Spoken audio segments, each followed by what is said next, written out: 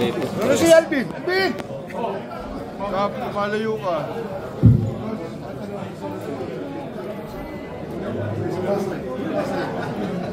Okay. Alright, we can stop off. In our conversation.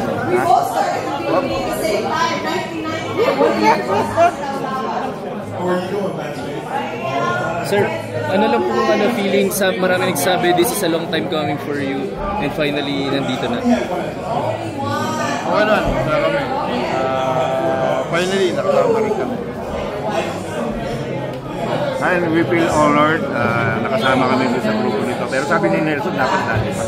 All the friends, all the rivals, and just the PBA community at large. Paano nyo po nabalitaan yung kasama po kayo sa Greatest?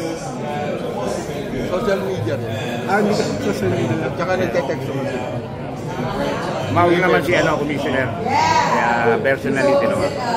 Possible for you to pinpoint one or two. So Nelson, meron bang medyo nagkaroon ka ba ng frustration na hindi ka kasama nung una pa lang yung sa 40 o okay lang sa'yo na medyo na late na? Okay lang naman. Nakita ko yung interview mo, yung pagtatanong mo, ikaw yun. So, okay lang naman. Parang hindi na natin sa professional PBA player. Tinatanggap na namin yun. Kung ano man yung nangyari sa amin. Pero okay na. Masaya kami. Ayaw po sir. Ano lang din masasabi? Kaya okay na. Alright, well you said you got 4 girls. Hindi ako na una. Buti ako magbigti. Pero ngayon okay na ako. Sir po, ano nasabi nyo na magkakasama na kayo ng ngayong Master Grand Slam na team Johnny Okay, masaya. Siyempre, yung core ng Grand Slam.